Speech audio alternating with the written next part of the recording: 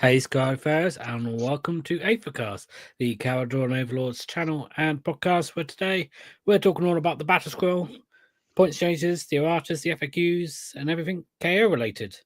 Joining me for tonight's show, we are joined by the Endra Master for the Garden of Nurgle, Mr. Matt Barker. Hello, Lee. How are you? Thanks for letting me join you on your show again. Glad to have you, and I'm good, thank you. And we're also joined by Dwarden Prime, Mr. Max Barker. And I'm just going to fix my chair. Max Barker. Max Barker. Wait, what? I said, what's going on? Max. I was very distracted by the fact my chair was sinking. There we go. Again? Sorry, Mr. Max Bowman. No, this is live. This is live. Yes, hello. Hello. We won't edit that out in post because we're too lazy. We don't have the money for that. No budget. Yeah. Oh, talking about Prime. He went down in points. Yes, but we can't have him anymore. We can't have him yet. It's a shame. Still waiting for that regiment. Yeah, I guess that will happen when they print some more of his kit, and they need to sell it. Yeah, that's when the regiments will come. Or Those maybe were the days, huh? Those were the days. Before the GHB, they announced they'll introduce some rules for everyone, new formations, new war scrolls. I don't know. We'll see. Yeah, true. If you could choose the war scroll that is currently in the book to get updated in the General's Handbook, which war scroll would you pick for them to review? The Gun Hauler. I'd pick Thunderers. To completely rewrite the war scroll? Well, take a look at it. I think what they're going to do is pick one war scroll in every book that is severely lacking or disappointing or severely underused, and review it, and then change it in some way. I think that's what's going on. I think the answer is the code right. Although he has uses, but he's the cheapest hero. He's the cheapest hero, and the +1 to run in charges. Yeah, nice. +1 to run in charges. But I used him. He's the one least useful, or the Endra Master with the dirigible suit. Yeah, he's a bit in an awkward place at the moment. I used the code right for the first time ever in a game the other night. How'd it go? I rolled every single one of my 3+, and you know what? +1 to charge and run on a turn when you're running and charging both frigates. Surprisingly good. Yeah. It's overall less movement, obviously. Even if you just use the charge, it's less movement. But I've rarely ever needed those extra inches from the navigator. It was always just really nice to have, made positioning easier, but ensuring the assault boat charge, or making the probability of the assault boat charge higher, is surprisingly effective. Yeah, I mean, it's just 80 points for a hero that unlocks Chuck +2 control score on Brock, and suddenly he's almost controlling like a frigate. It's not bad. I mean, a frigate with control score 7, it's not bad. Yeah, absolutely. So there are, it's just, you're right, his main use is he's 80 points, and that's the only reason I chose him, is because my list went to 2010, which we'll talk about. We're gonna rage over for 30 minutes. Cool. Well, so I guess the news is the show on this particular breaking episode. news. So, other than the fact that we did get a load of info about what's happening with the GHB, when the KO book is coming. We do know the order of the battle tomes, which is you can start to kind of get an idea of when we'll see a new book. Well, we know ours is after the GHB, so. Oh yeah, I mean absolutely. So August probably at the earliest. I think they don't normally have them that soon after GHB normally. No, usually September. When they pick up again. End of August. September, October, November. But it's a bit weird because they say this is happening now. I'm like, no, this is not happening now. Soulblight's not here yet. Yes. What are you talking about? Yeah. Now is the future. It's now for them because they're working on it. Or they're like yeah, I'd say we don't see a KO the book is already written. September. The book, I guarantee you the book is already written. Yeah. The KO book, yeah, definitely. Yeah, I mean, I'd imagine all of the ones that they told us are coming are written. But when I say they're working on it, I mean as in like it's going through their logistics and stuff. Like they're taking deliveries and stuff, and it's like it's here, it's now for them, but it's just not now for us. Like, what did they say the order was? So there's vampires now, and then there's Nighthaunt and Deepkin, and then Khorne, and then KO, and then Feck. Correct? Yes, Feck is after KO. Yep. Yeah, which is fine. Feck is completely fine. We've seen in the update, it's completely fine. No need to change anything. 3 battle tomes before us. It's March. Yeah, so call the GHB a battle tome just for the sake of argument. So like October September. maybe October, November. I'd say September, October. Earliest, yeah, somewhere in there. Which is a shame. I was a bit hyped for earlier release. I thought they'd push out more books, like 2 at a time. Right. So maybe May or June, but okay, I guess. We got Soul Blights, so I'm happy. Painting up my wardrobe. But that's a different show. Yeah. So let's talk about what's happening before then. And before the GHB, we've got some points changes and, well, a few points changes. So the Admiral's gone down again. I can't remember what it was originally, but 180. 180. What's he last summer? 180. Yeah. So 140 now. So he's only 10 points more than a basic hero, a standard hero price. Yeah, it's and fair, I think, for what he does for an Ironclad. Cheaper now than Drekkie Flint, where he's always more than Drekkie before. So. So yeah, I mean, I was using him anyway.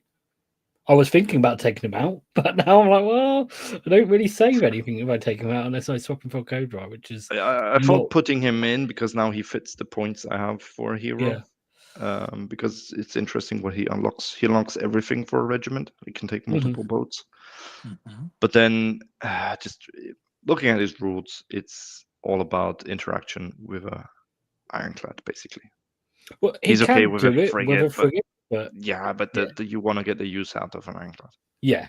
So he's written for, you take an Ironclad, you want to take him. Yeah, because since I don't take an Ironclad at the moment, I'm not taking him. Generally, the way Warhammer works is if you get a buff, you want to put it on the biggest bang for your buck. Yeah. And most return. KO can't do that generally on the boats because a lot of the buffs just don't apply to boats. They apply to like Skyfarer units or whatever. So this is a buff. He has a buff that can go on a boat, and you just want to put it on the most expensive boat because that's the most firepower. Just makes sense. So that's cool, and it has even more because you get the +1 attack once per game. It's actually got more weapon profiles as well. So because it's got the torpedoes. Yes. So, but yeah, I mean, 140 points. If you can. He's pretty solid. 140 points feels right for what he does, what he brings. He's right there with an engine master and engine harness, which is a hard to pass up if you're taking an Ironclad because you don't want your 500 point brick not shooting for a turn if you get caught in combat. So, he's right where he needs to be finally after nearly a year. 3 I think he's fine for what he is with wounds, save, the combat attack he has. So if you compare him to other armies, exactly. Absolutely fine. What he unlocks regiment wise, it's very easy to build a list with an Admiral. We don't have the weird keyword bingo, regiment bingo that other armies have, like Stormcast or Lumineth. Where it doesn't make sense. Like, I want this hero, but I cannot because I need to bring those units, but then I need that hero, which I don't want. It's very awkward list writing. Okay. Let's move on to another hero, Brock. Gone up 10 points. Worth noting that last time around and the time before he went down, I think 20 points each time. So he's still cheaper than he was to begin with, if that makes sense. Right. Yeah. He was atrocious at 280 or what he was. I think he started even higher than that. So, well, it I was think he painful started- because he's the best. He's one of the best war scrolls in the book, Mhm. and so even at 280, you're like, it's hard not to take him because he's just so good. Yeah. I think the 10 points we see here is not because he's such an amazing war scroll, but it's just the internal balance. Mhm. Oh, everyone's using Brock. Yeah. All the 5 KO players that play in my tournament. are taking Brock. Shocking! People are going to take the best a war scroll that has significant army-wide game modifying impacts, and not take heroes that have almost no impact, like a chemist, or if those impacts require dice rolls and you can't rely on them, it's hard to justify paying points for something that could potentially do nothing. So when you have a buff that's just, here's +1 attack, here you can run shoot and charge, you know, it just makes life it makes planning a lot easier in an army where you can't make any mistakes. You have to play a perfect game almost every time. He has more output than a frigate, so yeah, shooting wise, and then plus the combat, so plus more rules at the end. So yeah, but that 10 points screwed me. I think... My list went to 2010, so I had to come up with some creative solutions. Yeah, I don't see it necessary to put him at 260, but whatever. I mean, it just comes to that internal balance thing, and I think here is like where, before we talk about the gun hauler, because we talked about all the heroes now, is essentially what they've done is they've missed the opportunity to actually maybe address some of the other heroes, which and they, so rather than just what they've done is they've done the stick and they haven't done the carrot, except on the admiral. So I mean, for an army that is sitting at a 49% win rate, you should at least give something else. It's gonna take more than just points reductions, though, because then you wind up with that slippery slope situation where if you make things too cheap, they just become spammable, and then it's just the book is all out of whack, and then it's just all over. So kind of just have to grin and bear it for a while and take these little crumbs that come our way. And not with heroes, though, right? Because it's like some of the heroes are not pulling their weight, and they probably need a change to their war scroll or something, but you're not going to start spamming heroes because the way the list building works, you can't. Oh, of course. So, but maybe I think like the chemist. When you now look at the chemist compared to an admiral, so why would you take a chemist? You would just if you're building into that Thunder extra rend build. I mean, if you really want you might as well, right? But if you're building into that Thunder build, you're probably taking an Ironclad. Yeah, but your output comes from the Thunders and not from the Ironclad. So you want to push that extra rent. You want to push through those 3-up, 2-up saves. Maybe. I think one thing that hurt Thunderers more than anything else, other than what happened to their change in their war scroll or their abilities or their points or even the rest of the army, is the fact that you can't double reinforce anymore. And that was huge because of what you talked about, Lee, earlier, just a minute ago, where you want to put buffs on the biggest effects. And so having a unit size that starts at 5 hurts when you can't double reinforce up to 15 and really maximize those buffs. So if I could have 15 Thunders in a unit, sure, I'd take a chemist on a 3-up for 1 rend because you're getting so much more. Yeah, but I think it's a good thing. I don't want to see 15 chosen nonsense. Stuff like that. 9 Vanguard, just no. The thing is, the way it is. The rules work for the game, but then you have some units where like their unit size makes sense for what they do, and then reinforcing them and they're like an elite unit size, and then you pay elite unit points for them, and they just do elite unit stuff. KO seem to have stuff that are elite unit size in terms of model count, but they don't have elite unit output, or elite unit stats in other areas. So Yes. like the Thunderers, there's only 5 models, but they're not really like, you know, in other armies you'll be, if you had like a 5 model elite unit, it would be doing more. And the same with like Endrinriggers and Sky Wardens, the opposite there is their defensive stats is if you had like a free model hammer unit, they'd probably be having like 4 or 5 wounds each and be paying more for them. I know you could they're never easily going to do balance this. Thunderers around 10 model units. I don't see why that would be such a big deal. Yeah. Imagine they had the balloons in base size 5. Mm-hmm. I mean, it would screw up the whole transport thing, but that put aside. Well, instead of having 6, you have a unit of 10. Then I think just having 2 wounds and a 4+ save wouldn't be that hard. Because you have a bigger wound pool. Yes, exactly. Yeah. I mean, they obviously couldn't do it because of the way the kits are. They could do 6 though. And they could change the sprues for futures. They did that with the Mega Gargant. They introduced Broad and the Beast Smasher onto the same sprue. But did they really? But I mean, they could do it without changing the sprues. They could just rebox them, and you just get double the amount of sprues, and then they're just base size 6 for the Blue Boys, and then 6 to 12. Maybe too much. But nevertheless, what I don't like about this is the whole changes here is Admiral down 20, cool. Brock up 10. Does it really change? It only changed the list that we're at 2,000 points. It changes Matt's list. Matt's list. But everyone else was sitting at 1980, 1970, 1990. Doesn't make a difference. So what did you achieve with this? With these 10 points? Nothing. I think they're hoping just an Excel sheet that gave you plus 10 points, but it didn't achieve anything for this building.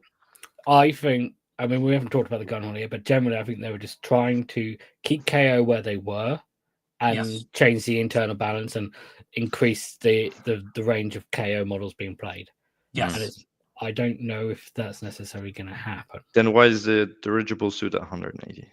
No one's because they haven't done the carrot and some of the other things like the chemist, the dirigible, Drekkie. The chemist at 130 for what he does. He gives 10 Thunderers an extra rend. Can be very good. Okay, I see the cost and also the half movement from navigators. 130, fine. But the dirigible suit, he gets like +1 on the roll for repairing a ship that will not get damaged because it's sitting on a free up save. Like, why is he 180 points? He's not doing anything. He's not going to go in and kill half a unit. No, I mean, the engine master, the foot engine master has an interesting ability. He has a role, at least. He has something he does that justifies even, taking up a hero slot. But the ability on the dirigible suit is not important. And so he's not only not priced well, but even, all right, so say the dirigible suit, let's say for the sake of argument, was the same as an Admiral, 140 points. Why would you take him? What does he do? What role does he fill? I mean, he's a fast 3-up save platform that can hold an item in a heroic trait, sure, but that's not enough. That's not enough. At least he'd be an option in case you're looking at 130, 140, 150 point slot for a hero. Now at 140, he might be an option. I can take him and he can keep up with the boats. Yes, 100%. Because I can only transport 2 units. Yeah. He would be like your second or third choice, though, right? Oh, I already have a chemist. Oh, I already have a navigator. Okay, fine. I guess I can put in the dirigible suit. He'd be interesting. You can stick the grenade on him, and he can actually go there and use it. So he has a 24-inch threat range on the grenade. That's my issue a bit with the navigator, that he always gets left behind, and then the grenade is stuck on this guy. He's still in my deployment zone. How is he going? He needs to auto run up there. 10 inches to actually do something. Get in range for his 18-inch stuff. So that'd be an argument for him. 12-inch move. But 180 points. It is funny when you have a list full of balloons, engine riggers, and the navigator is just like huffing and puffing, like behind everybody. Like one navigator or that one code ride is just wait for me. Yeah, absolutely. Okay, let's talk about the gun hauler. because it's come down 20 points. Yeah. I can't remember. Was it 200 to begin with? It So was. it's now come down as Isn't that total as insane? Was it? Yeah. It's come down 60 points. They keep moving it down 20, and it's So when I played the 10 gunholder list, it was 170. After that event, they changed it to 180. Not my fault. I blame Alex. And then I think, yeah, you're right. New edition, 200 points. Then he was, what was he? 160? Yeah. 180, 160, now 140. So I think we spoke about this, that we'd like it to be less. 140, I think, is okay. It's good for that unit. It's worth considering in a list. It's 10 wounds, free up save, moves 12 inches. It can shoot. Who cares? It can do some mortal wounds flying over. Okay, 2 more wounds. But it's just a thing that someone needs to invest a unit to go and kill. 10 wounds on a free up base save is considerable. It's a good flanking unit because it cannot kill the other flanking unit, but it can maybe withstand the flanking unit, and it can transport a hero, as we just spoke about. For 140 points, I think it's completely fine. Hey, a Ren 3 flat 3 damage shot. Don't sneeze at it, you know? Sure. I think that the main use for it is putting it in reserve. Yes and no. Depending on the battle plan. Well, putting in reserve, you mean for scoring battle tactics? Yes, I agree. His use for me is battle tactics. He gives us 6 up ward to boats. Have you ever used it? No. Like, honestly, ever used it or thought about it? It's nice to have when you deploy the boats. Oh, I'll put this in within combat range. So I get a 6 up I ward. think if people are targeting your boats, you're probably happy. Oh, yeah. So not my engine riggers that die to a fart. Yes, and then I have my engine riggers here sitting next to it that are going to heal it. Like, yeah, exactly. And a 2 up save likely if you can always all out defense that, and 100%. Yeah. So he's great. He can auto run every turn. Just move 18 inches, run up and down the side, score take the land, reclaim the realms, flanks, who knows what. Just with 140 point units. Okay. Other people take 120 points, 130 points of wolves or chariots or whatever to do the same job. Great. So at 140, it's definitely worth considering in your list. Absolutely. Here's the thing: it is still more expensive than other things that can do a very similar job. Oh yeah. Yes, but it will outlive those other things. And it's very fast. I'm very fast. And here's the other question: is do you actually think you could fit it in any of your lists? No. But that's a general KO list building thing that I encounter. I want this. I want this package. So I frigate with balloons. I want this. I want this.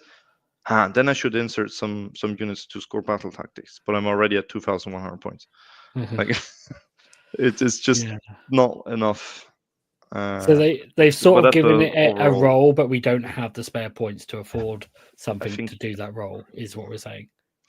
You can build your list if you're going more for more defensive. I'm going to score battle tactics and harass you on one side. But you can't have it all, unfortunately. I think it comes down to the point that I've been saying about this book for almost the time that it came out, was just that, in my opinion, the boats are just too expensive. And I think that is in part because we are paying points built into that boat's cost for inherently using our battle trait, which I find quite frustrating. Okay. Let me ask you a question about the gun hauler. And Max, I don't know if you remember, but on your show that you did with AOS Coach, Coach mentioned this, that the gun hauler used to transport 6 models and they decreased it to 5. And he said that he thought that's quite intentional. And I thought about it and I thought it probably doesn't matter in the current KO. Whether if it could transport 6, I don't think it would make any difference. You'd never use it to transport 6 balloons. No. Because then they can't charge. The only reason I used it to transport 6 balloon boys in the last edition was because it got its extra 6-inch move and then you could charge, and there was so it could move faster than the balloons, and then you could charge and take them in, and it can't do that. So Does it need to have any transport capacity at all? Yes. 5 is fine because of that hero moving. You can get your it's the instead of wait for me, you have a gun hauler and take the last little gun hauler and catch up with the army. Is honestly, is the gun hauler limited to 1 unit or can it take 2? 1 unit, 5 models. Yeah. You can take 5 thunders. Yeah. No one's going to do that because thunders are too expensive for that. But I would rather have a cheaper gun hauler that can't take any models in it. And it is just a cheap prospector unit.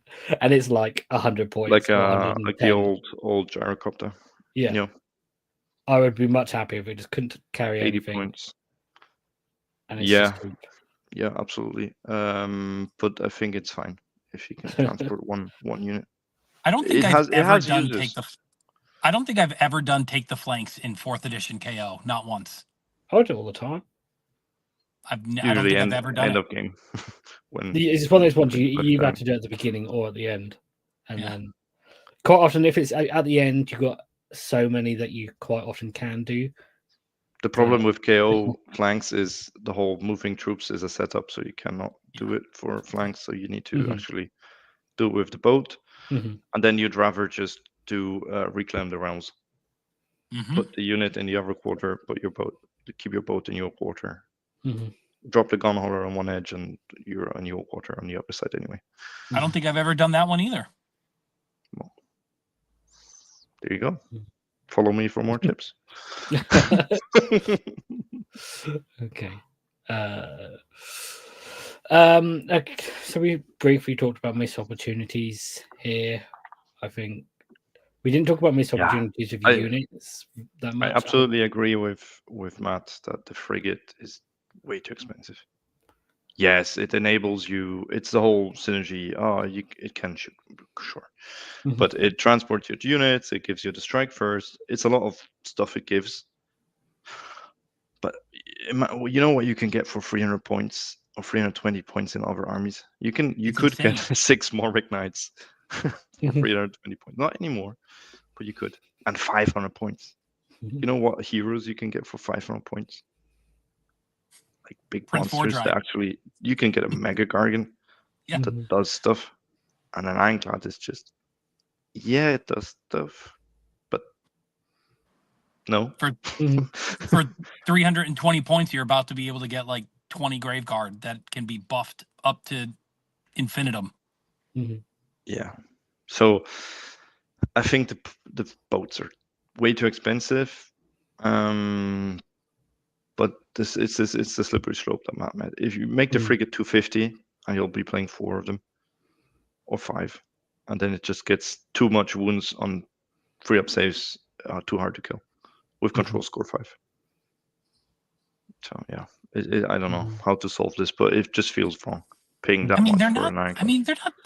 They're like what? They're 15 wounds at a 3-up save for 250 points. Is that so crazy? I mean.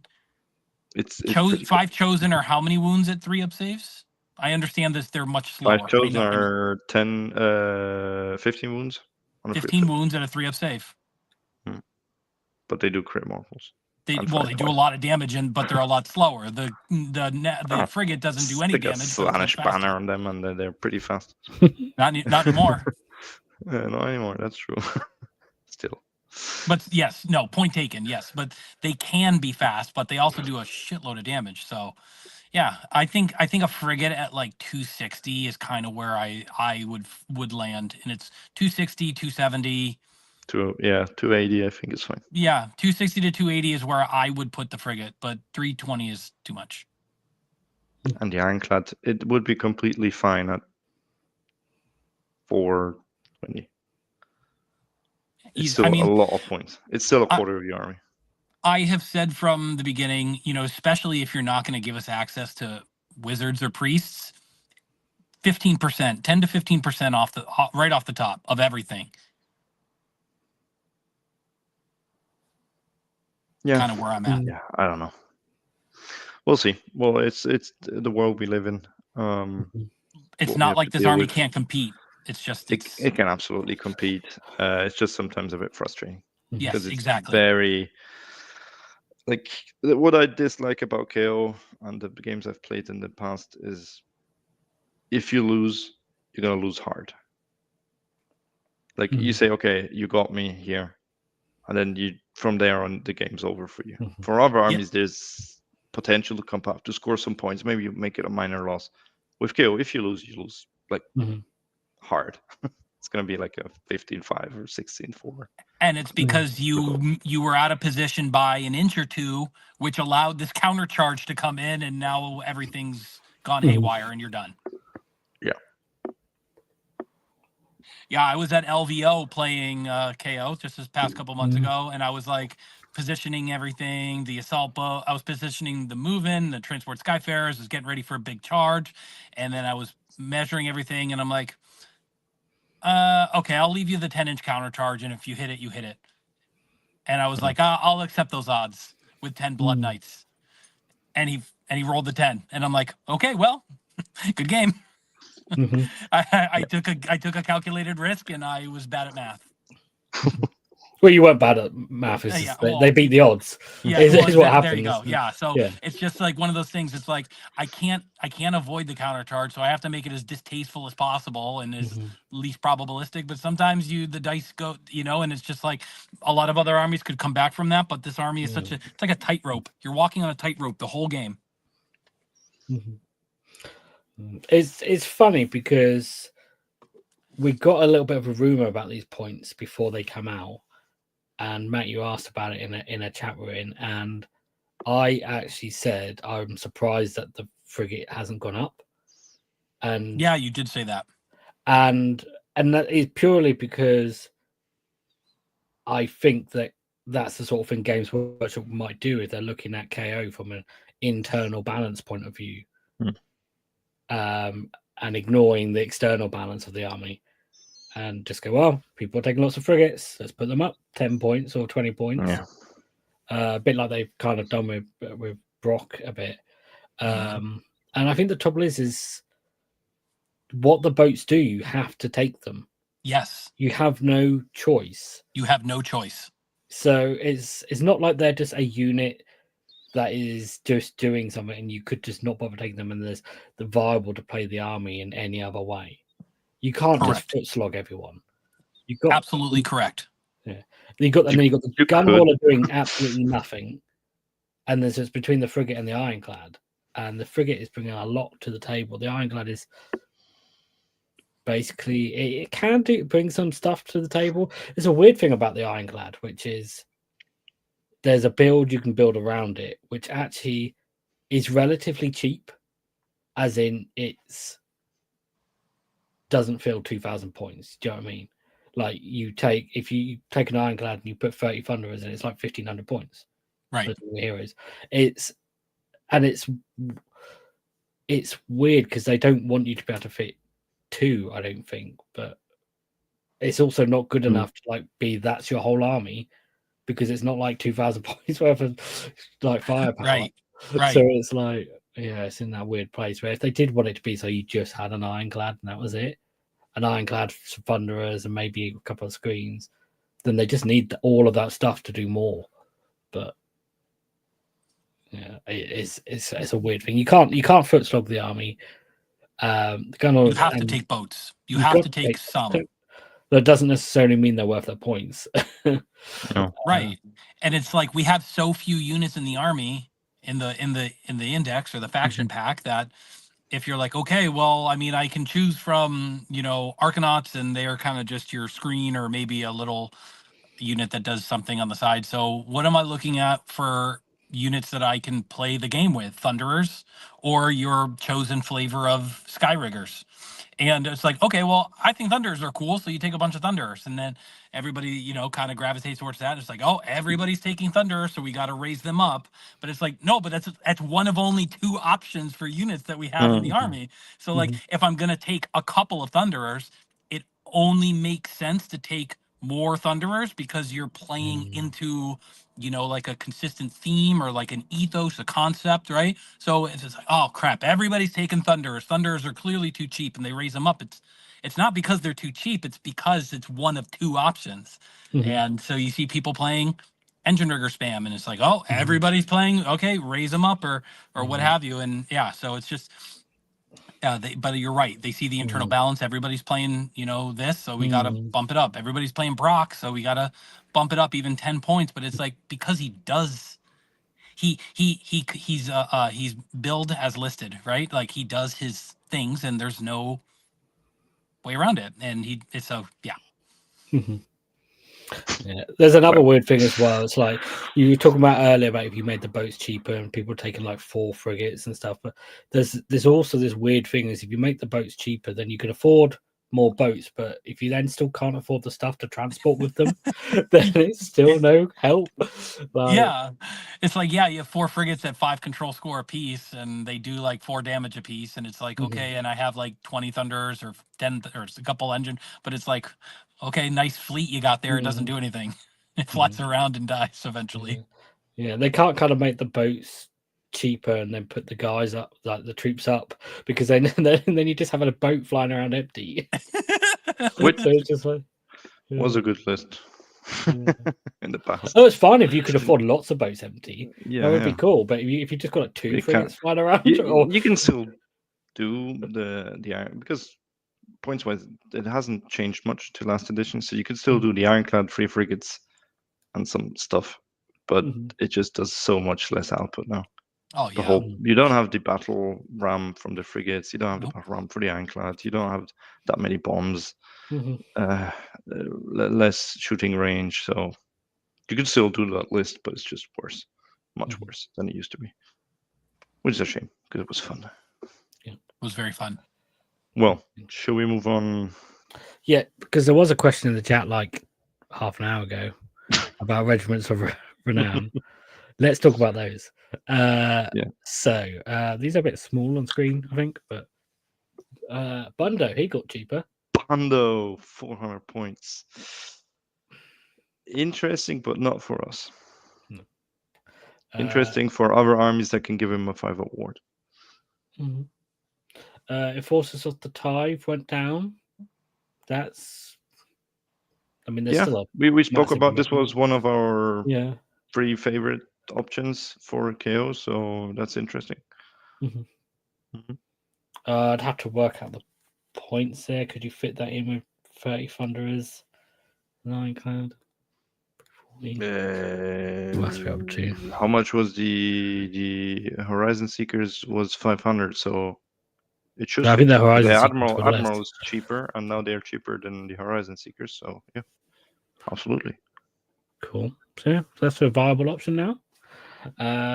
Exile Scavengers, yeah, cool. Yeah, I mean, so someone got cheaper in that one because 20 points for the gun holder. Where's the other 10 points? Don't know. Is it the Ender Master? Who knows? I mean, maybe they forgot to put it down when they put the Sky Wardens down before.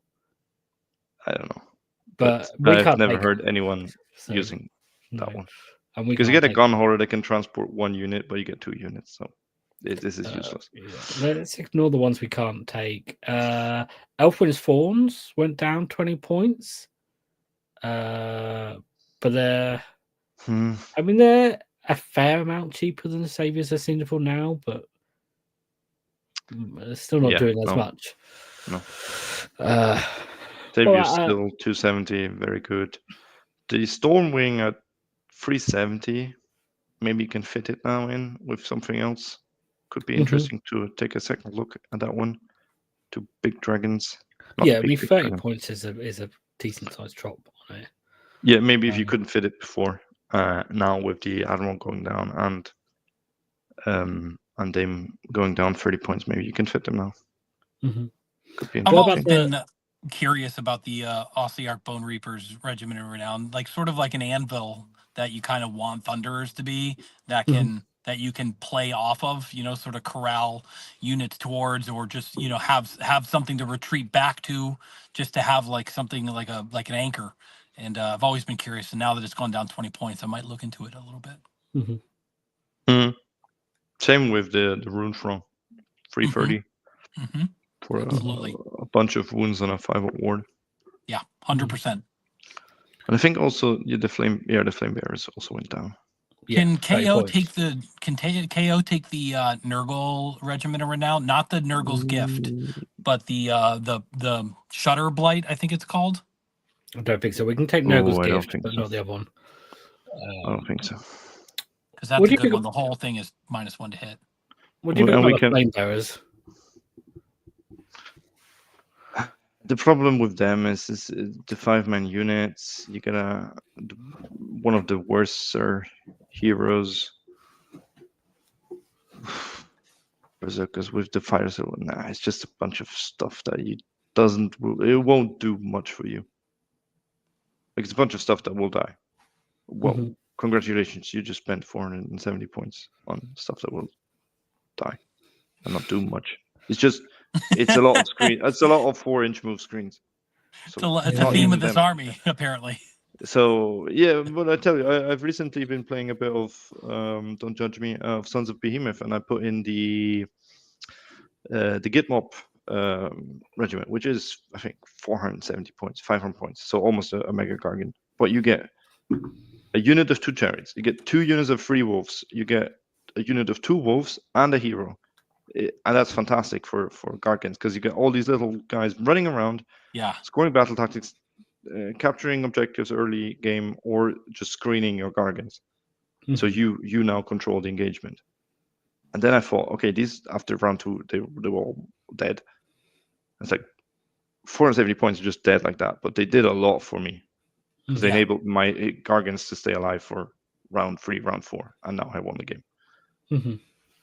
They allow you to control the flow of the battle. Yeah, which is massive for gargans, because the problem they don't want to lose the gargans early, because you only have 4 models.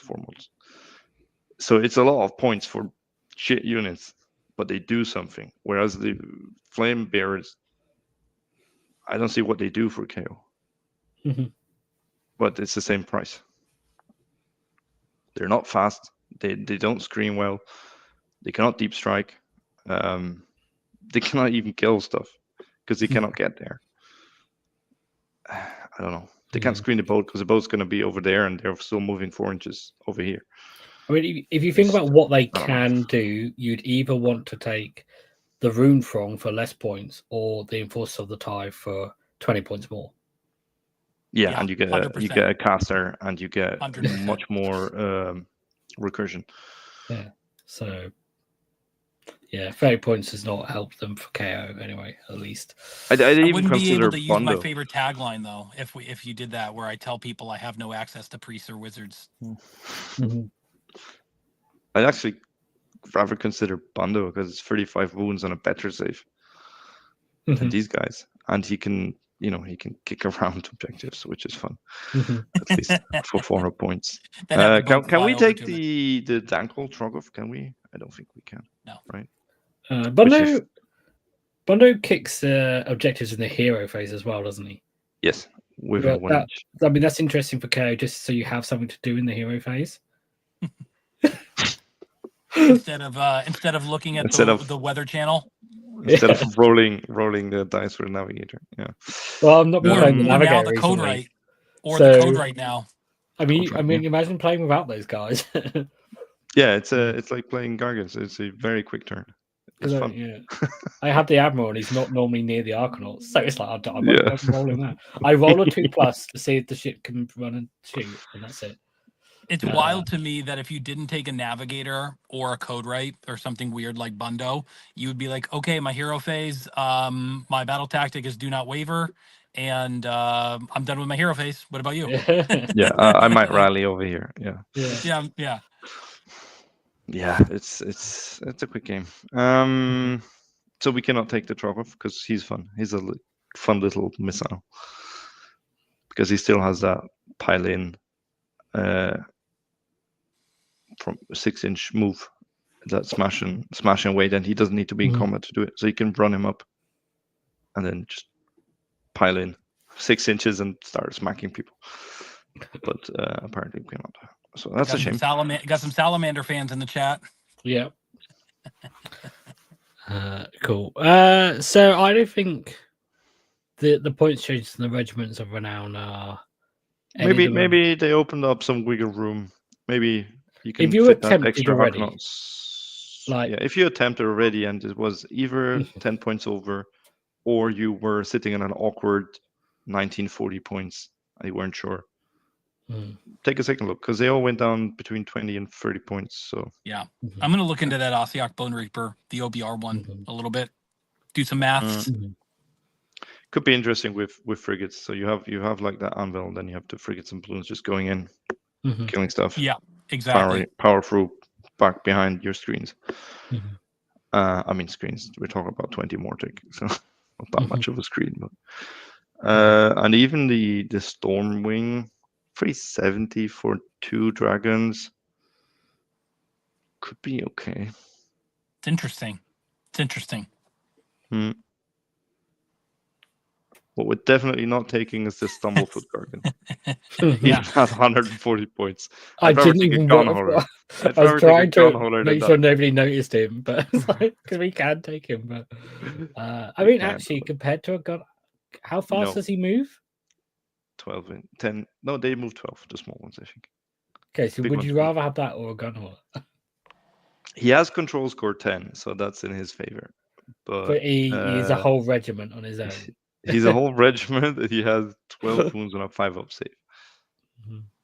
So he can go in, he can kill stuff. He maybe can take their land because he's control score 10, and then he will just die.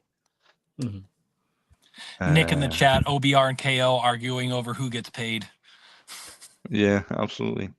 Well, it's the OBR because don't they produce a control score of your KO to get their token or something? A question from the chat about Squires of the Everchosen.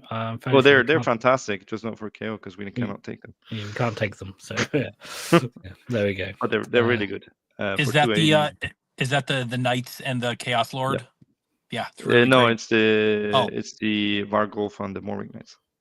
Okay. I think once they kill something, they get control score 10, which is super good because they're very fast. They're tanky and Morbeck Knights went up in points, didn't they?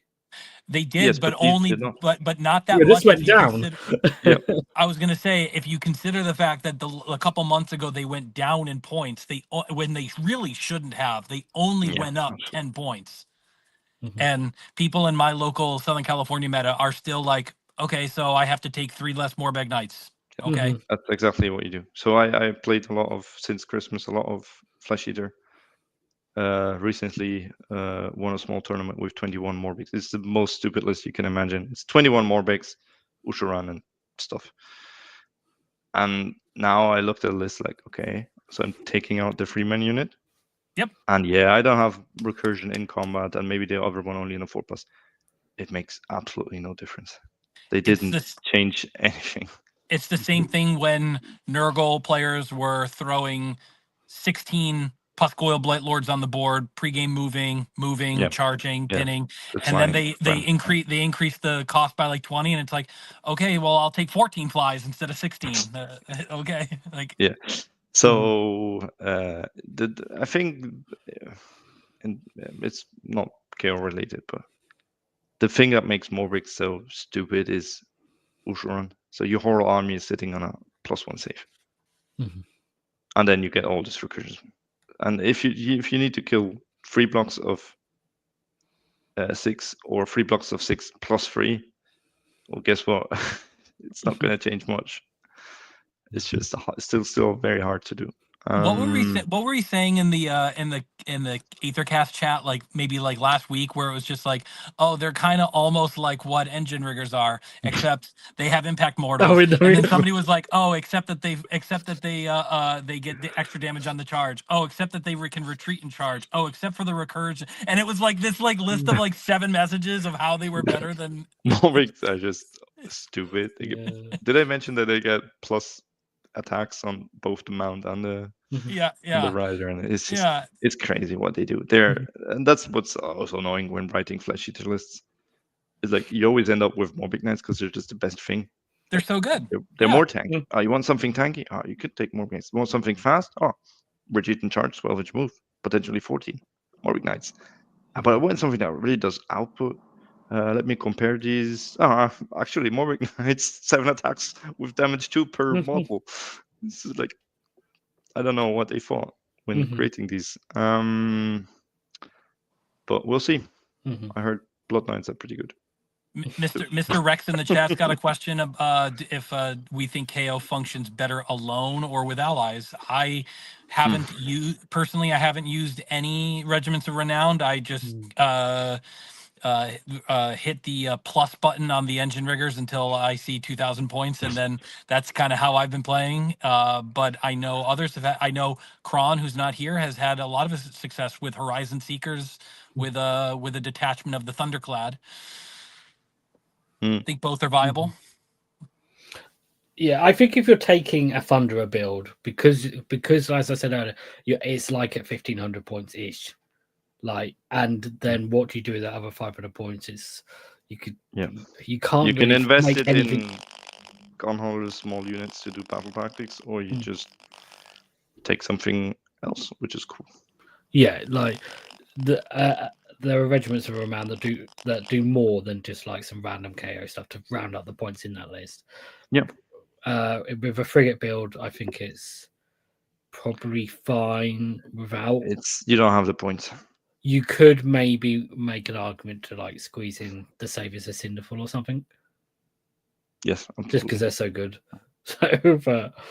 And then another question from the chat is about why not bring Nurgle's Gift. I love the rules of Nurgling's Gift. I love the interaction, but I don't think they are meant for KO. They don't work well with KO because what you want is keep stuff stuck in combat with the Nurgle's Gift. Yes. The thing is, in order to trigger Nurgle's Gift, they just killed your balloons. So I don't care if they're stuck in combat because I can either do the redeploy trick and they can never charge me, so I don't need them to be stuck in combat, or I can just retreat and then pull them out of combat. I have nothing left. I don't care if they're stuck in combat. I just lost the game. Yeah. If you had a list with some Archanaut screens, maybe they'd be a bit interesting. Yeah.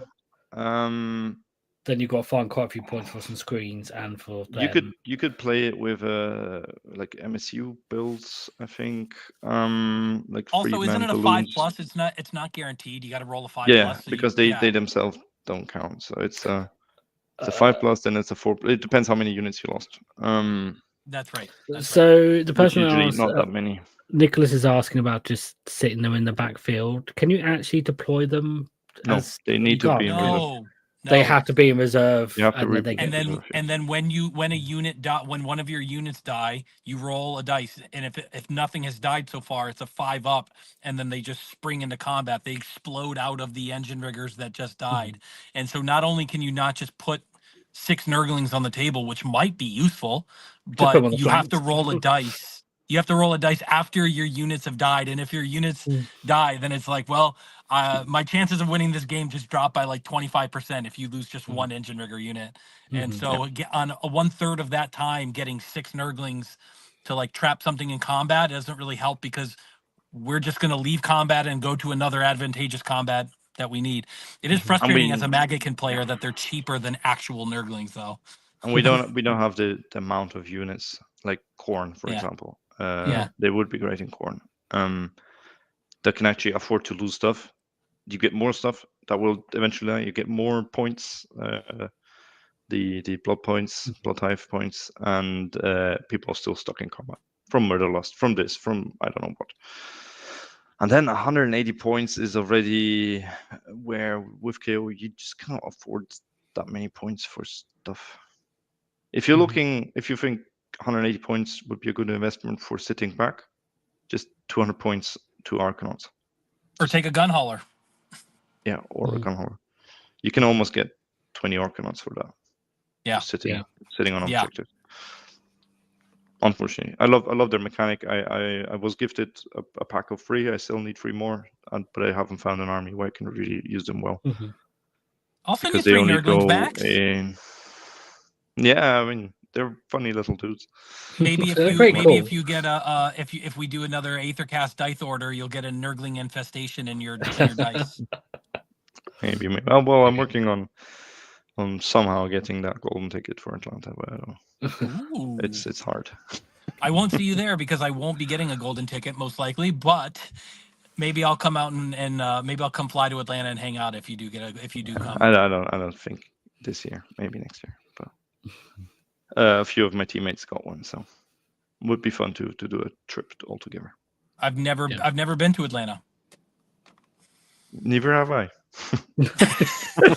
It's such a short trip. It's so funny because I did just get my my passport, just in case if I don't know, have to leave the country randomly all of a sudden very quickly.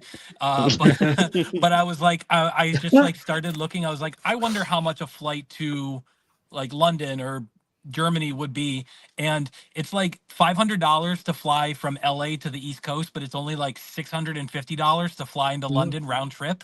And I'm like, okay, well, this is cool. Just takes a bit longer. Yeah. Yeah. That's what the drugs are for. Don't take drugs, kids. Just say that for YouTube. Let's talk about some erratas and stuff. Cool. So, I mean, there wasn't anything specifically for KO. So we'll just say that, just get that out there. But there was some core rules stuff. So what do they change? They changed the way reactions work again. They changed it last time. Again. Because they obviously didn't think it through very well. So now the way it works is you alternate, and if you both pass, then you don't get to do one. Yeah, you cannot wait for your opponent to pass and then jump back in and do another. We'll do my auto defense now. Yeah. It's just, Yeah, it just makes sense. So, could change. Doesn't really affect KO, I don't think. Not really. Do we actually have many reactions other than all attack, all defense? No, I don't think so. The navigators unbind. Unbinds. Yeah, but nothing where opponent can no. react in between. I don't think there's many reaction rules for us. This other one though does impact KO. They changed Guarded Hero again because it's already changed once before. And so now it's basically all the models from the unit have to be within 12 inch of the hero to be able to shoot it, not just one model in the unit. So that's made it even worse. Yeah, it is. It is. Before, if you got one toe of one thunder within 12, you could shoot. All the thunders could shoot that hero, although they only have 10-inch reach. But yeah, bad example. Well, yeah, but if you've got +2 inch range from +3 Endra Maestro, then yeah. But now actually it's a model to model basis. Yeah. Yeah, so shooting is on a model to model basis now. So it means some of the models could shoot, others can't. It's a bit weird. Yeah. I mean, it doesn't come into play too much with us because we're dropping our shooting units just outside of 3, so within that 3 to 6 inch range. So, if they're behind a screen or if they're just kind of, then we can usually get to them. We can put our models wherever we need to shoot them, but it at least makes it a little bit more fair. I have to admit, I don't feel like I'm shooting heroes anywhere near as much as I used to in previous editions. There's not that many about. Yes, true. Yeah, we used to have heroes. Lists with 4 or 5 heroes. Yeah. And B, we don't have that many shots. You need to shoot the other stuff. Yeah. My biggest hero shooting, negating guarded hero was when I was able to position a 12-pack of engine riggers to shoot the Beast of Chaos Shaman that had the death grip, where if you shoot anything within 18 inches of him, they can 2d6 move into combat. But I was able to position and then turn him into a pin cushion. It's pretty awesome. That's pretty good, yeah. I picked off a Light of Altharion instead of charging him. It's cool.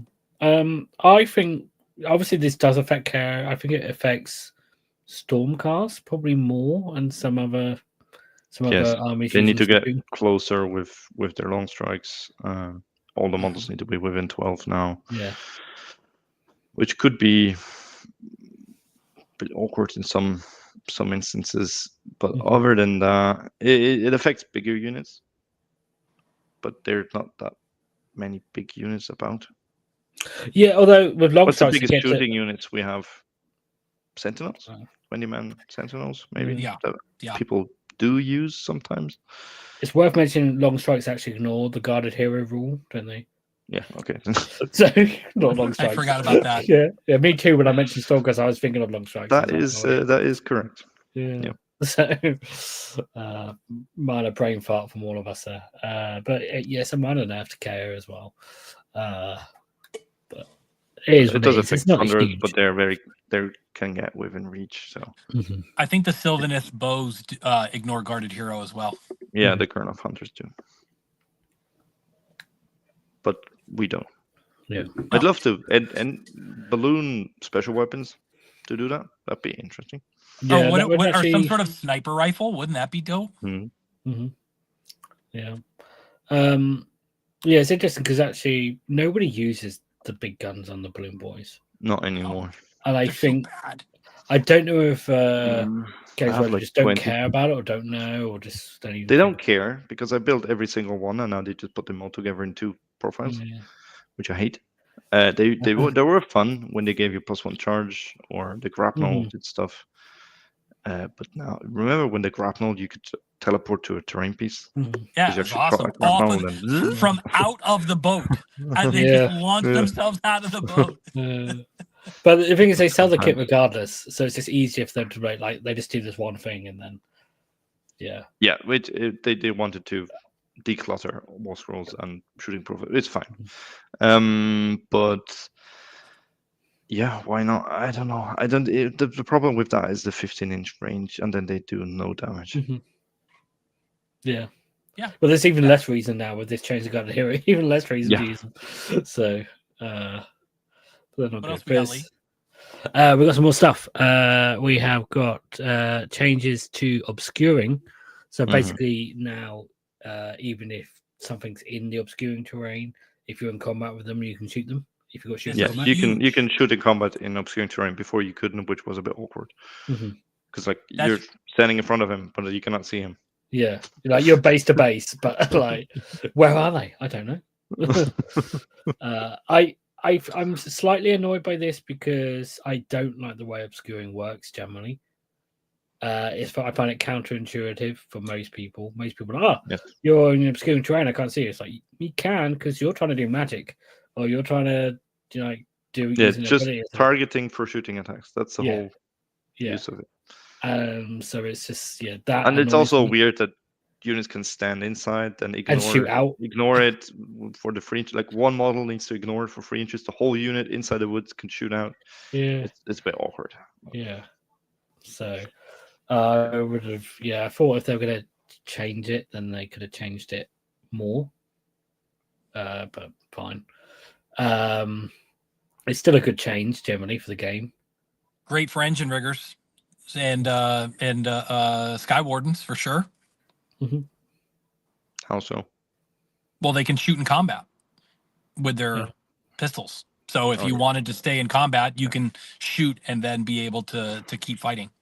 Well, if you're stuck in combat with engine riggers, we all know what happens. They die. Yeah. Okay. And then they changed or answered a question to do with manifestations that have more than one model, which is interesting because this is kind of makes sense but doesn't. But basically, if a manifestation has 2 parts, if you're in combat with one part, does the other part count as in combat? And basically it does, which means it can pile in. Yes, because you always treated them as a unit. Yes, which makes sense for the ones that aren't very far apart from each other. But like it also like counts for the ones that are like quite far apart from each other, which is weird. Because they could be very far away. You can do fun stuff with that. Yeah. Like charge your gem and it's in. One thing is in combat, the other one can pile in somewhere else. Yeah. But no, it says it has to pile in toward the same enemy unit.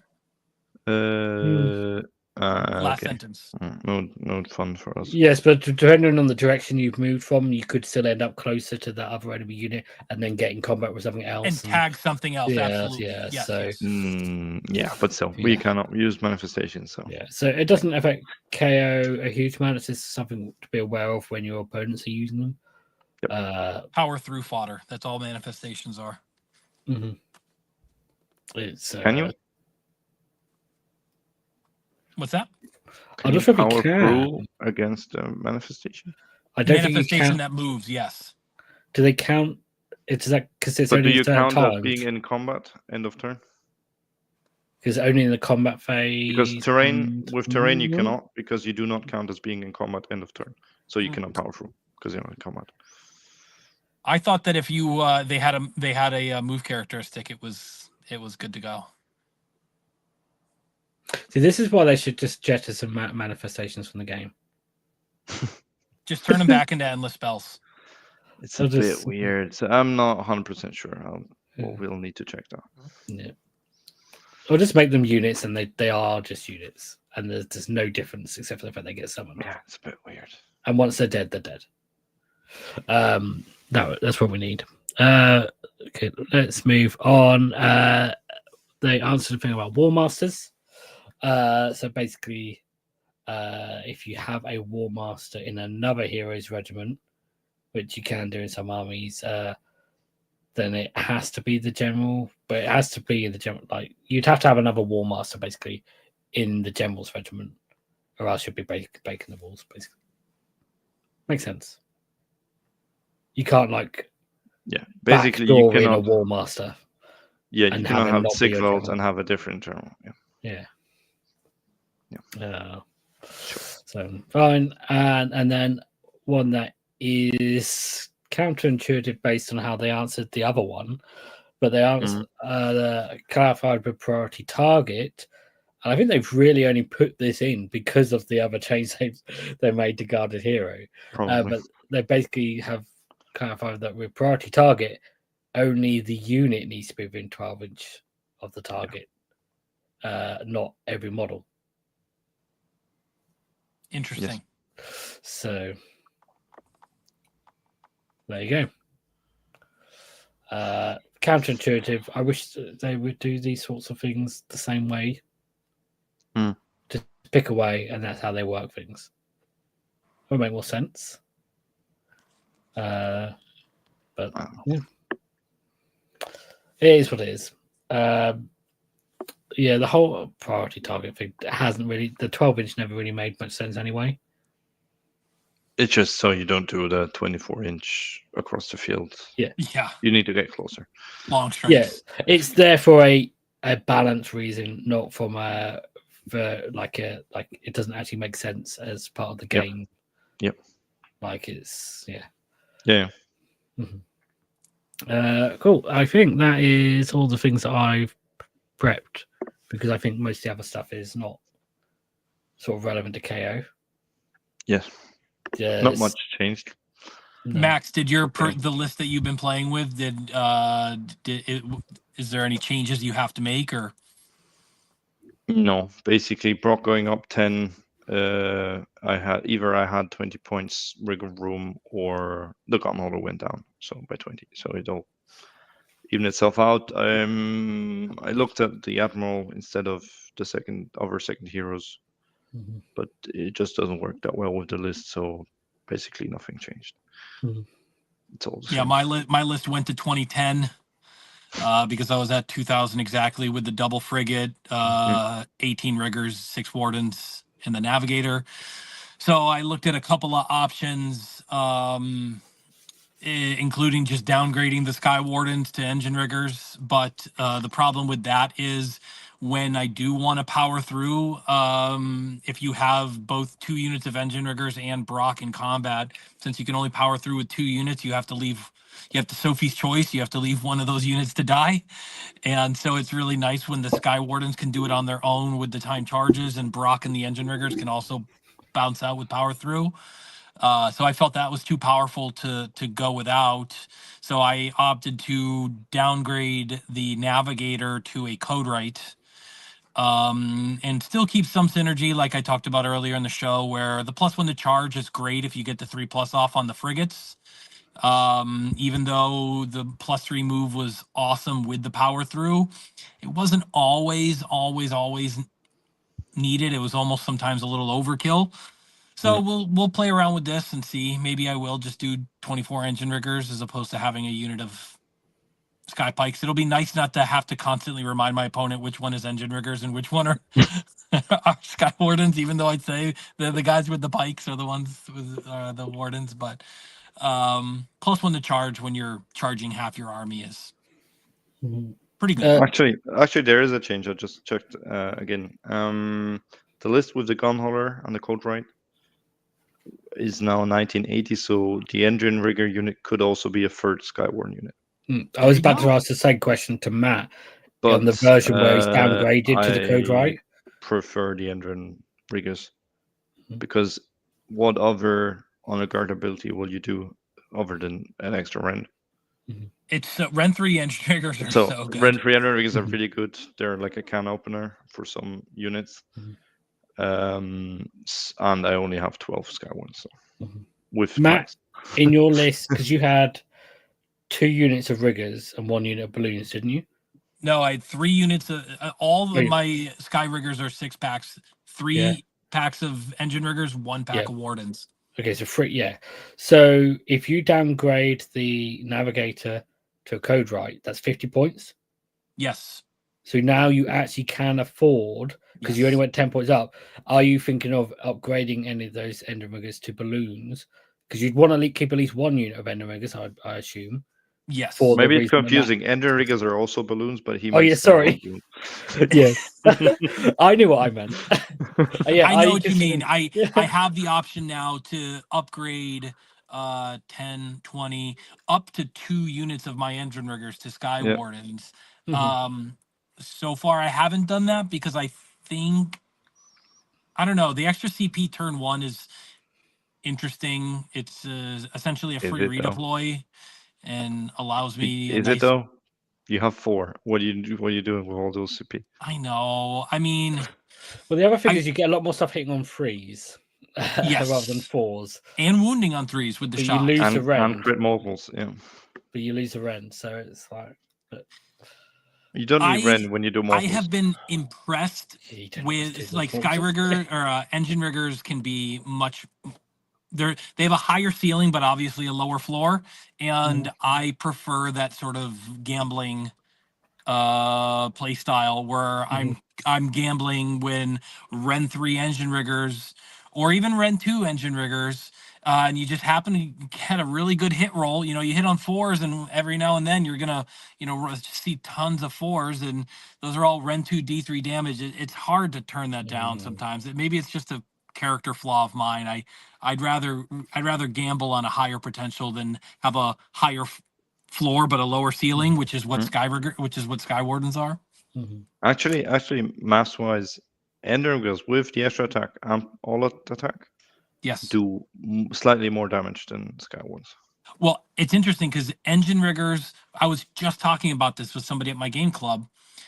3 engine riggers with 3 attacks that hit on 4s are 1.5 hits, and then 2 Sky Warden attacks that hit on 3s are only 1.34 hits. So even though you hit on 4s, you still get more hit. Even without all out attack, you still get more hits with engine riggers. If they're near then you get the crit mortals, so you jump the wound roll and the save roll. So actually, in the end, it's more damage. If you're near Brock, then the +1 attack has more of effect on Sky Wardens than it does on engine riggers because you're getting like 50% extra attacks rather than 33% extra attacks. Yeah, that's a good point. It's a good point. So. Definitely some options to play with. Yeah, maybe it might be worth doing it with just like 1. You got 3 units sitting there, and you could afford to do it 2. Similar to Max, I would need to paint 6 more Sky Riggers or Sky Wardens. Yeah, true. I am very excited to have to paint my code right now. I've been looking forward. I've been looking for a reason, and now I have one, so I'm going to enjoy it. It's actually quite a fun model to paint. There's some interesting stuff there. Books. It does, books from books. Yeah, there's books to paint, and he's got a face. he's got a head, Yep. not armor. Yeah. So that's cool. That's quite nice for KO. I would recommend sub assemblies. Yes, absolutely. Leave the backpack off. Yeah. Now you tell me. Oh, oh no. It's all right. It's never been a problem for me. No. No, My list yeah. went down in points, but from 1990 to 1970, so that makes no difference. Yeah, changes Only- everything. Only the degenerate skew list writer in the show has to modify their list. Yeah. Living on the edge. Yeah. Yeah. I had the same thing. I could afford to upgrade some engine riggers to Sky Wardens, but then what? I have only got one unit of engine riggers, so what honor guard ability would I then use? Because That's the thing. Priority target is rubbish now, and I would have a lot less healing. Because having some healing is useful. Yeah, 100%. So, I mean, priority target on engine riggers if the opponent doesn't have good saves. Reason 2s. Interesting. But it's only against the general and the honor guard. Yeah, which is often that one unit I want to kill. Mm-hmm. Yeah, because priority target does work in melee as well. It's because it's the one that works in shooting that everyone's just like, oh yeah, that's the one you use. Yeah, but then you double. You have a unit can shoot and fight, so double. Yeah, the that's payoff. True. So actually, something I never did. Interesting to consider against armies that run around on a 5-up base save, like Beasts of Chaos. I think mostly Slanesh and stuff, where it's just overkilling, putting another rend on it. But the problem also with the Endermigger shooting is it wounding on 4, so getting that to freeze is actually fairly significant. There's 19 shots there. 18. No, because you get +1 for the hero. Champion. Does he get +1? Does he get +1 on his nail gun too? +1 attack on every. When you're attacking, he gets an extra attack. It doesn't matter if. Oh shit! Okay, all right. I haven't been throwing that extra shot in there. Watch out! I forget it for like half the shots they do in the game. I get to like turn 3 and I go to shoot with them, or turn 2. I'm like, oh yeah, I did 18 last time. It's 19. I only thought it was melee because it's just out of habit from what it used to be. But no, it's all attacks they get. The champion rule is just add 1 to attacks. Oh yeah, look at that. This show's coming in useful finally. Finally. So, but yeah, I mean, 2s and 3s on their shooting. It's not bad. Oh yeah, dude. There's only -1 Ren now, but what is that, like 14 hits, and then what, like, you're looking at like 10, 11, 12 wounds at Ren 1, so you're looking at like 9 damage. I think they normally do about 5 damage, so that's pretty good. Hero. Yeah. Unless you're doing against something with a 3-up save and they all out defense. And then the way I think about it in my head is a 6-pack of either wardens or riggers and the carbines of 1 frigate work out to do about 6 damage. So basically, those 2 combined do basically 1 damage per engine rigger is how I looked at it, and then the little bonus damage from the cannon if that goes off. But so they're about 4 to 6 damage per 6-pack. But with the priority target, it's significant more. I'll have to consider that more. It's interesting because if the attacker picks their honor guard first, correct? They pick their deploy ability first. So if they have multiple, they can choose another one. Okay, all right. So it's interesting if you're the defender, or I mean, if you're the KO player is the attacker. Wait, maybe I'm wrong. Maybe he needs to do all his deploy abilities first. Right, and so if KO is the attacker and you have to pick your honor guard ability first, it's probably safer just to put +1 rend on engine riggers. But if you get to see who's their honor guard, you at least get to see if priority target is worth it. In theory, yes, but practically, when you look at the list, you know who's going to be the honor guard. And also the +1 rend you kind of need to know as well, because you see, that unit is going to be, like, you see a Stormcast list, it has Karazai and Praetors in. You're going to know they're going to be the bodyguard. Fair point. The other thing is that's you don't just get happen. flat +1 rend. You have to pick +1 rend against against like unit type. infantry or Yes, of course, cavalry or of course, something. of course. So you kind of need to know as well for that. But I think it's mostly matchup depending. You go up against something that has good saves or bad saves. Yeah, if you're playing Stormcast, Slaves, even Flesh Eater, also, although it seems counterintuitive, pick the rend. Things like Gits, Slanesh, Beasts, stuff that's running around on 5-up saves, or even 6-up saves like Daughters. Just pick. Don't waste the rend. Just pick. Even if it's just the one unit, the general. Sure. And enemigers don't care about this FAQ because they've got 10-inch range anyway. Yes. So if they're shooting that, which is really sad. Like all the shooting 10 inches is really hard. Yeah. So okay. All right. So, well, guys, this was a great show. Overall, how do you feel about this battle? About KO changes, indifferent. Like, honestly, like it's a bit of a nothing burger. Much. Yeah, it's like okay, sure, I'll just continue playing. I was annoyed that I had to change my list when I feel entitled to not have to change my list because there's so much uphill already. So I definitely went on a few Discord tantrums, but you know what? It's over. Matt was very melodramatic, and it was the end of the world, and it was 10 points. That is supposed to be a safe. That is supposed to be a safe space. It's the internet. Although, Jeremy Vessier told me, he's like, my Fire Slayers list went up 140 points, so you can just pipe down. What the like? Honestly, like when I saw the Fire Slayers thing, I was, is this a April Fool's joke? Like, did they misprint something? Yeah. For no reason at all. Those two people that played Fire Slayers. Fire Slayers catch They just got strays. shafted so hard. Yeah, like, they were. Here's another 200 points on your list. Never come back, please. Yeah, I don't know. And then Stormcast just got a buff. Slaves got brought down to normal. Yeah. Why do you think Stormcast generally got a buff? Because everything else just got cheaper. They had a good win rate. They have a really good win rate. The stuff that's good is the same, and the rest just got better. And then you have their main competitors, which is I think Slaves and other armies. They just got worse. So on the contrary, they even got better. So I don't understand why. Not sure. But Poster Boys, who knows what they were thinking. And then Flesh Eaters is what we expected, and it will not change anything because of the rules. How the recursion works and the rules work is still too good. So it's gonna be they're completely fine. Soul Blights, nothing changed because new book. It's got some changes which are interesting. We'll see, but they're not really meta defining at the moment. Who else is very good? IDK. Is running around with a very good win rate. The double turtle list doesn't work anymore, I think, because the total went up 10 points, 20 points. I'm not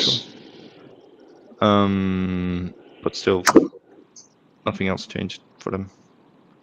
And Seraphon Krog went up 10 points, which doesn't change anything, to be honest. Sure. Matt's car trying to tell us something. Matt's car was trying to reverse. Why his car? He was trying to fly high. Yeah, from underneath the carport. Yeah. But yeah, it feels like a bit of a small update, really. It's an update because they need to put out an update. But yeah, do you think it's just because they're like we've committed now to every 4 months, every 3 months, or whatever it is, doing it. Yes, and then it's. I mean, they already pushed it back. I don't know what they wanted, what insight they wanted to get from Adepticon.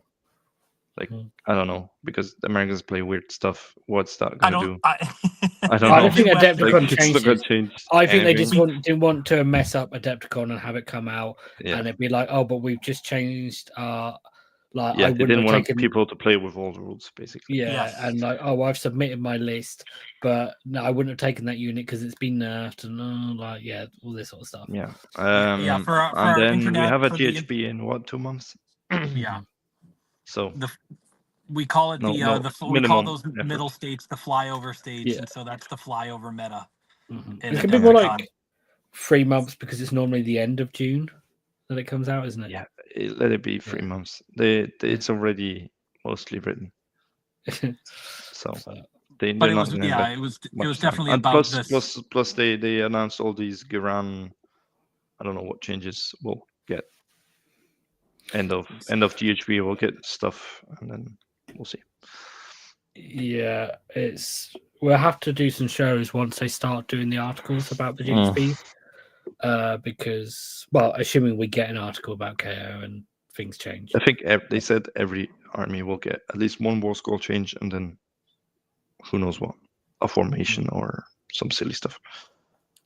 Yeah, Something to carry you over until you get bucks. Yeah, for the armies that are still on an index. So half, I think, half of the armies. Interesting for KO because obviously we won't have a book, but our book is written. Yes, so that's why I don't expect much. Presumably, anything we get is probably something that is in the book. Already in the book. Yes. Yeah. So it'll give us an insight as to what we're going to get in the book. But maybe it'll be interesting to see the direction they'll take it if they do something like that. We'll see. I mean, all right, guys, I gotta fly high out of here. Yep. No same here.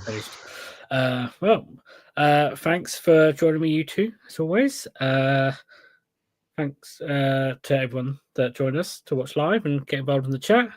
If you like the show, please hit like, please subscribe, so we know that you're watching, and hit that little notification button so you know when the next show's coming. And yeah, we'll see you again soon, Skyfarers. When is the next show coming? When? Couple of weeks. Once we figure out how to teach people about moving and deploying. Well, I think we'll just use TTS, but I'm not going to be in this country next weekend, and there's like 2 weddings in a row and stuff, so might be a little hiatus. We'll figure it probably out. At least a couple of weeks. But yeah, cool. We will be doing some more shows soon, though.